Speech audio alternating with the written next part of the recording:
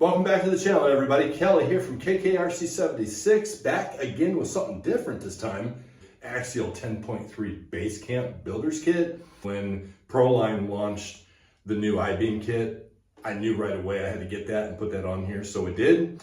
Took about an hour and 45 minutes to install it. Instructions were easy peasy. I had to buy a actual 1/10 scale body for mine. Used 15 millimeter hex adapters to widen the stance on this to make it fit and make it look a little bit more scale. Took it out for the first rip. You'll see shortly in the video here on some loose gravel and dirt, and had no tendencies of flipping over, rolling over. It worked great.